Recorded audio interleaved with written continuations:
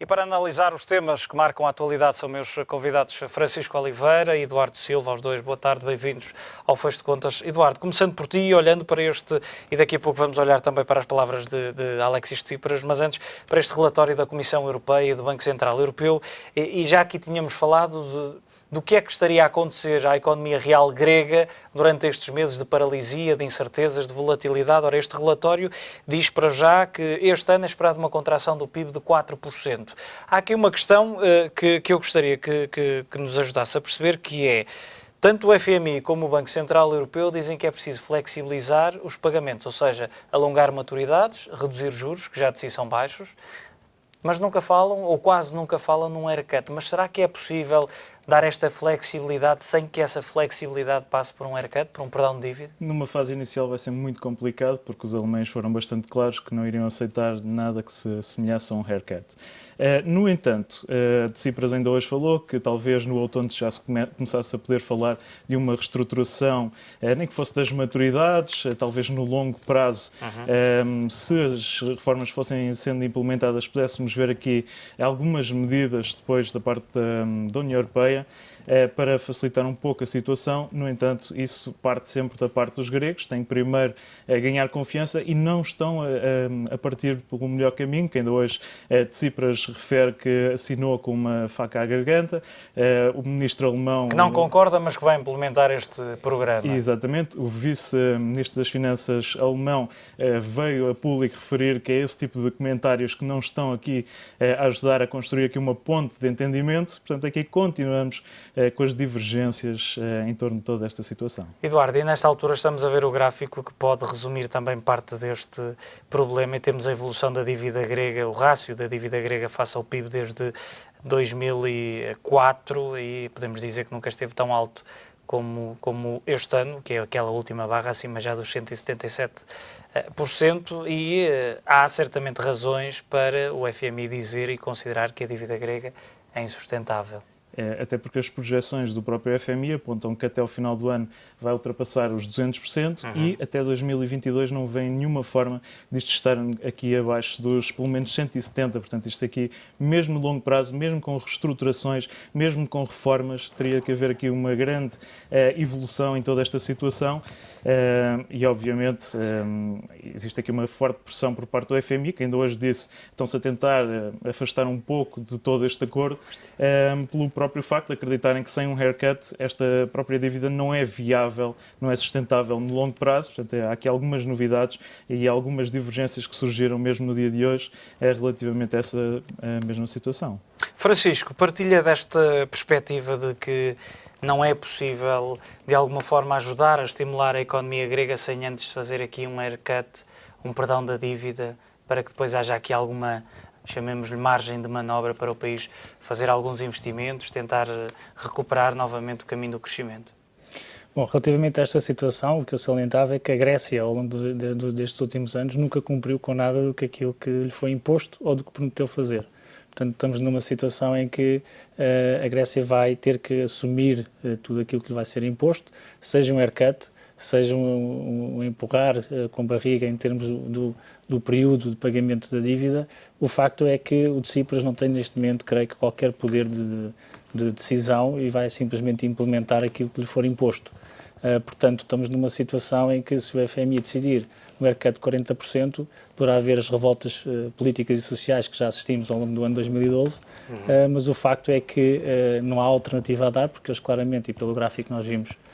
E neste momento estamos a ver o comparativo, já agora, entre o país mais endividado do mundo, o Japão, que mesmo assim tem chamemos-lhe um nível de dívida bem diferente daquele que tem a Grécia, apesar de ter um rácio superior, mas vemos também a Itália com bastante endividada, Portugal a aparecer aqui em quarto lugar neste gráfico, e depois vem Estados Unidos, Espanha e a zona euro no seu todo. Mas há aqui questões que importa perceber, Francisco, e aproveitar a sua estreia aqui no Fecho de Contas também, que é perceber quem é que vai, ou como é que porque houve aqui um pré-acordo, houve aqui aquilo que se falava que era necessário também, que era mostrar a intenção de fazer algo, no caso grego. Foi mostrada essa intenção ao final de 17 horas de negociação. A questão agora é como é que se convence, porque depois dessa reunião já houve um Eurogrupo extraordinário. Sim. E a verdade é que se falava primeiro, e nomeadamente para o empréstimo ponte, no recurso ao mecanismo europeu de estabilidade que diz respeito aos países da zona euro. Agora, aquilo que se fala depois dessa reunião extraordinária é que será um mecanismo de estabilização, um mecanismo europeu de estabilização financeira que já não é só da zona euro, já envolve todos os países da União Europeia, sendo que, se olharmos para o Reino Unido, disse, meus senhores, nós não vamos participar neste empréstimo ponto. Portanto, mesmo que, e esta é a questão, mesmo que Tsipras consiga aprovar no Parlamento grego internamente este programa, será que vai conseguir este financiamento ponte sem haver novas divergências na zona euro e até na União? Eu creio que as divergências vão haver sempre na zona euro. E o que nós assistimos ao longo deste fim de semana, que foi feito o acordo para além do limite, que era até ao final do domingo e afinal foi conseguido por volta das 8 da manhã, era que a Europa pretende a todo o custo manter a União Europeia. Agora vai haver aqui certamente conversas internas fortíssimas entre os diversos países da Europa que vão tentar negociar todo este apoio ao nível dos mecanismos de estabilidade, porque sabem que a Grécia muito dificilmente vai conseguir cumprir com alguns deles. Pagar por uma resolução e não ver depois o beneficiário a conseguir cumprir com as suas obrigações é muito difícil para qualquer pessoa que empresta dinheiro. E é isto que eu acho que vai ser o maior difícil ser conseguido ao nível do acordo europeu.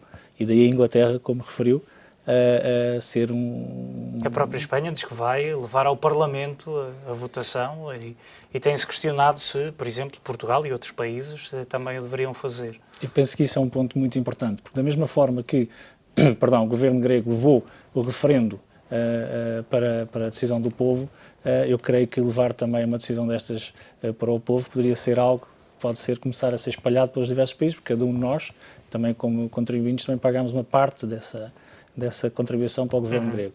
Agora, tal como todos queremos que essa parte seja paga, seja cumprida.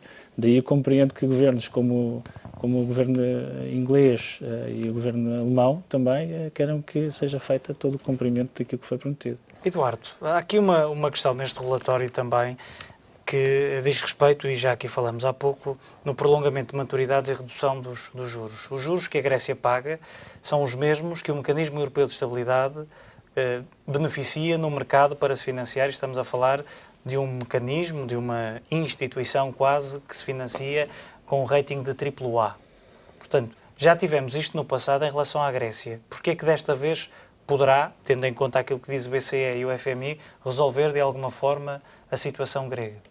Bom, parte-se do princípio que desta vez estão a exigir algumas medidas à cabeça, ou seja, antes de considerarmos se desta vez vai ser diferente ou não, a realidade é que nos últimos 5 anos nada foi aprovado e desta vez tem que se aprovar tudo e depois é que vamos partir sequer para começar aqui... Primeiro entregam-se as garantias e depois... Exatamente, portanto essa é a grande diferença. Se calhar depois de todas essas garantias serem, neste caso, viabilizadas, poderá haver aqui alguma diferença, portanto aqui o que se espera, neste caso, é que, implementadas estas reformas estruturais, possa haver aqui uma base para que, com esses juros baixos, se possa criar aqui uma base de sustentabilidade, embora eu acredite sempre que terá que haver aqui algumas medidas adicionais mais para a frente. Ainda assim, e há aqui um aspecto que me parece curioso, que é, e este relatório da Comissão Europeia diz, e estou a citar, que a Grécia deveria poder, ou seria uma das soluções, se conseguisse aceder ao mercado de financiamento com rating máximo, e isso iria permitir reduzir as preocupações de uma perspectiva de necessidade de financiamento bruto. Ainda assim deixaria a Grécia com níveis de dívida, e aí entramos naquele relatório do FMI, 200% ou até mais, e diz a Comissão PIB, o rácio de dívida face ao PIB muito altas para o período extenso. A questão básica que se coloca é se nem Portugal, e se as dificuldades para ter uma melhoria do rating são aquelas bem conhecidas de todas, em que cenário, em que ano é que a Grécia conseguiria aceder ao mercado com o rating máximo, se não fosse através do financiamento do Mecanismo Europeu de Estabilidade. Exatamente, isso já seria uma nova geração, portanto aqui acabaram de certa forma por hipotecar, neste caso um pouco o futuro do país nestes últimos meses e penso que haverá, no entanto, uma base para desde que eles implementem certas reformas, depois também, médio e longo prazo, poderá haver alguns apoios e algum tipo de solidariedade adicional, mas claramente mantendo-se tudo inalterado, como temos neste momento em cima da mesa, dificilmente, antes de pelo menos 2030, se vê qualquer perspectiva de terem uns níveis de rating acima dos valores atuais. Portanto, aqui seria praticamente impossível. Francisco, uma das soluções, além deste terceiro resgate à Grécia a confirmar-se, porque os mercados estão muito expectantes, de resto, em relação a esse desfecho, mas mais do que isso, e à semelhança do que aconteceu, por exemplo, com Portugal, era importante ou é importante que no futuro, quer seja através de uma regra de exceção, como já teve no passado, mas é importante que a dívida grega volte a estar ou volte a ser aceito como colateral junto do BCE e que possa entrar nestas compras massivas que o BCE tem feito. Isso é extremamente importante para a Grécia e também, por outro lado, é extremamente importante também para um sinal de confiança para os restantes países. Porquê? Porque toda esta situação da Grécia dá a entender que um país que não cumpre tem uma situação que depois poderá ser ajudada por parte do Mário Draghi, por parte da Europa, mesmo não cumprindo. E essa noção e esse prisma que eu acho que tem que ser salvaguardado. Isso permitirá também que outros países, como é o caso de Portugal, que foram intervencionados, que estão a cumprir as regras, que estão a cumprir as metas, o continuem a fazer. Portanto, para que haja uma continuação da confiança por parte das medidas e das reformas que a Europa implementa para cada país e para que esses países, eles próprios, sintam confiança a cumprir as regras, é muito importante que a dívida grega seja dada como colateral, porque aí dá a noção aos restantes países que o trabalho que estão a fazer é um trabalho que vai ter efeitos e vai ter benefícios no futuro. E em relação ao controle de capitais e, nomeadamente, ao encerramento dos bancos, a grande questão nesta altura é como é que se vai reabrir o sistema bancário, como é que se vão abrir as portas e quando, em que condições é que se podem abrir as portas dos bancos gregos, porque eu penso que qualquer um de nós, e tem-se colocado muito esta questão, seja alguém formado, não seja formado, todas as pessoas têm receios, mesmo que haja um consenso, mesmo que fique fechado definitivamente um acordo, as pessoas irão correr para levantar os depósitos ou não. É um sinal claro que a confiança tem que voltar ao mercado grego e ao mercado financeiro grego. E esse sinal de confiança creio que só é possível a partir do momento em que a Grécia aceita as medidas que estão a ser implementadas e depois, paulatinamente, vamos ver o apoio por parte do governo a nível de injeção de liquidez e financiamento no mercado interbancário grego, que vai permitir que aos poucos se ganhe confiança. Numa primeira fase, creio que todas as pessoas na Grécia, o povo grego, vai continuar desconfiado e vai continuar a guardar capitais em casa ou noutros locais que não diretamente no banco. Aos poucos será o próprio governo grego ter que dar um sinal de confiança para que o povo recupere e volte para os bancos. E estamos a ver o quadro com os levantamentos dos depósitos, ou neste caso com os níveis de depósitos na Grécia e aquela linha no final deste gráfico, penso que explica tudo e diz respeito ao início, ao final de fevereiro, portanto desde então esta linha certamente que se acentuou e mesmo com este controle de capitais, Eduardo, aquilo a que temos assistido e segundo as últimas estatísticas tem-se levantado mesmo assim diariamente nos ATM, nos multibanco, entre 80 a 100 milhões de euros. Portanto, o cenário e aquilo que é possível antecipar, e era isso que também queria saber, é se podemos assistir a um cenário idêntico àquilo que aconteceu no início dos anos 2000 com a Argentina, em que o encerramento e a limitação, o controle de capitais, não durou apenas alguns dias ou algumas semanas. Exatamente. Esta gestão de expectativas penso que está a ser um pouco mal feita. Os bancos não vão abrir momentos durante o próximo mês. É muito difícil termos uma situação em que os bancos estariam a funcionar normalmente, mesmo que haja aqui algum tipo de empréstimo, neste caso de ponto, até termos algum tipo de acordo. Quanto muito poderá-se aumentar o valor a levantar, mas nunca seria levantado aqui o controle de capitais. Será uma medida mais para o longo prazo, exatamente pelo mesmo facto de não há confiança e o dinheiro seria levantado. Portanto, aqui, para além disto, temos a situação do crédito mal parado, temos uma banca em ruptura total, fala-se também da possibilidade de serem nacionalizados. Portanto, há aqui muitas Essa é outra questão que me parece importante, que é, haverá alternativa mesmo que reabram, mesmo que haja um financiamento ao país, que passa, já sabemos, pelo menos uma parte de 25 mil milhões irá ser para a recapitalização da banca, mas será que há alternativa a uma nacionalização do setor? Eu penso que não, penso que estarão neste momento os bancos pressionados de tal forma a que não será possível, até porque penso que a situação ainda se vai deteriorar antes de podermos chegar aqui a um ponto em que se possa voltar a abrir as portas. Isto, cada dia que passa, vai deteriorando ainda mais a situação, portanto, penso que... Mas é possível deteriorar mais ainda a situação dos bancos? Eu penso que sim, eu penso que, como o que estava a dizer... Sem haver uma declaração de falência?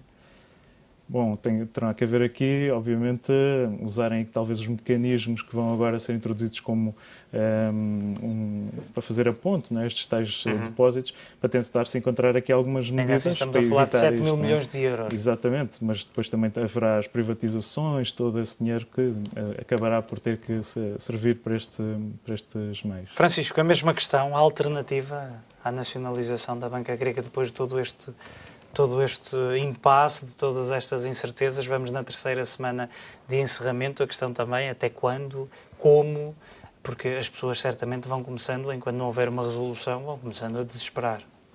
Portanto, em primeiro lugar, respeitando aos 100 milhões que falou em termos de diários de levantamento, de facto é um montante extremamente pouco para um povo, não é?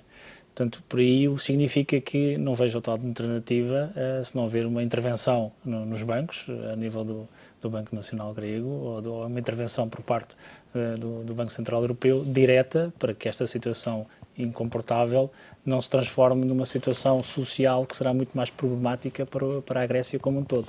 Portanto, se nós olharmos para outros países, como aconteceu na própria Inglaterra, onde vários bancos foram nacionalizados e a situação não era sequer semelhante, uma situação grega sem uma nacionalização seria um bocadinho... Basta olhar para Chipre, ali perto, recente também no tempo em que o controlo, por exemplo, de capitais ainda hoje vigora, embora com outras dimensões, face à altura em que foi necessário haver essa intervenção. Mas também se tem falado muito, não só na questão da nacionalização, mas estamos a falar essencialmente em 4 grandes bancos gregos. Será que não vamos assistir também num futuro próximo a fusões, eventualmente, ou até ao desaparecimento de algumas instituições? Pode acontecer. Isso pode ser uma obrigatoriedade, porque neste momento temos todas as variáveis em cima da mesa ao nível do programa de estabilização europeia e a forma como esta intervenção na Grécia poderá ser feita. É uma possibilidade que faz todo o sentido, porque aqui o objetivo principal é dar uma estabilidade a uma economia, a um sistema financeiro. Tudo será feito para que isso aconteça, e uma fusão dos bancos e uma nacionalização de alguns faz todo o sentido e é o que neste momento deveria estar em cima da mesa. Muito bem, olhando para outro tema, Eduardo, e depois deste acordo histórico entre o G5 mais um, como ficou conhecido, entre as 6 economias mais desenvolvidas do mundo e o Irão, que expectativas é que podemos ter, e esta é sempre uma questão que interessa muito aos consumidores e às empresas, certamente, que é previsível que aumente o investimento estrangeiro no Irão, porque o país, para todos os efeitos, irá abrir-se mais ao mundo face àquilo que aconteceu nos últimos anos. Mas, e em relação ao petróleo? Podemos esperar uma queda significativa do preço do barril, por haver mais oferta no mercado? Bom, eu penso que qualquer impacto será sempre gradual, portanto essa é a palavra que eu iria sublinhar aqui no meio de toda esta situação, porque sim, haverá a certo ponto mais petróleo no mercado, mas primeiro tem que haver um investimento, há um déficit de infraestruturas, provavelmente haverá investimento fala-se muito aqui de algumas empresas que irão beneficiar, como os tanques petrolíferos, equipamentos de exploração, os bancos para financiar tudo isto, bens de consumo, portanto há aqui um conjunto de infraestruturas que terá, neste caso, que irá beneficiar primeiro de toda esta situação. Também aqui 136 mil milhões que estão congelados em contas internacionais que vão aqui entrar no mercado nesta fase. Portanto, todo este impacto, penso que principalmente no petróleo será gradual, porque penso que antes disso haverá toda esta situação em que vai haver um investimento em infraestruturas e depois sim, para o ano, se calhar 2016, o Citigroup falava em 500 barris por dia extra no mercado. Isso obviamente terá a certo ponto um impacto. Estamos a falar da quarta maior reserva de petróleo do mundo, segunda maior em termos de gás natural. Vai haver claramente Vai um precisar impacto de investimento também. Há muitos poços que precisam de ser modernizados. Exatamente. É esse tal déficit nas infraestruturas que primeiro será colmatado e depois, a médio prazo, aí sim penso que poderá haver esse impacto no petróleo. Francisco, pode haver aqui, ou pode representar esta abertura, este acordo, uma oportunidade para muitas, eu não diria apenas gigantes multinacionais, que já se mostraram também satisfeitas com este acordo e até com intenções, os bancos, mas não só, para investirem neste país, que também, de resto, e parece-me um dado interessante, a Bolsa iraniana vai abrir-se a capitais estrangeiros também em 2016, portanto, boas notícias para quem quer investir? Boas notícias para quem quer investir. Agora, a forma de investimento tem que ser acautelada, porque nós estamos a falar de um país como o Irão, é um país que até há pouco tempo era um país que tinha problemas e conflitos políticos, nomeadamente com os Estados Unidos. Todos nós sabemos a região em que se encontra o Irão e tudo o que está à volta. Portanto, aqui o mais importante é que para todas estas empresas entrarem e fazer os investimentos, os bancos, para haver aqui uma maior transação em termos económicos com o Irão, é necessário que seja criada uma estrutura de confiança e proteção para quem investe nesse mercado e propriamente no mercado de capitais. E creio que isso ainda vai demorar algum tempo em termos de confiança para que isso aconteça. Se olharmos para as exportações que estamos a ver agora, as exportações do Irão, que foram, de petróleo do Irão, que foram muito penalizadas com as sanções económicas e que desde 2012 assistimos ali ao início de uma queda mais acentuada das vendas ao estrangeiro, podemos assistir agora a uma recuperação deste gráfico, desde que sejam cumpridas, e à semelhança da Grécia, também primeiro o país vai ter que mostrar aqui uma série de... vai ter que cumprir com uma série de condições para que depois possa então abrir efetivamente portas, mas poderá ter aqui um grande impacto no preço do barril de petróleo? Eu creio que os mercados têm a capacidade de antecipar as tendências e a resolução de situações que vêm ainda num futuro próximo. Esta é a situação. Nós não nos podemos esquecer que o petróleo, até há cerca de 3 semanas atrás, estava em máximos praticamente deste ano. Depois desta notícia, ou a perspectiva de um acordo com o Irão, o petróleo veio para os níveis que estão atuais. E o mercado e os investidores têm a capacidade de perspectivar esta situação, e foi o que aconteceu. Portanto, isto é uma situação em que agora estamos perante o facto da resolução do deal face ao petróleo.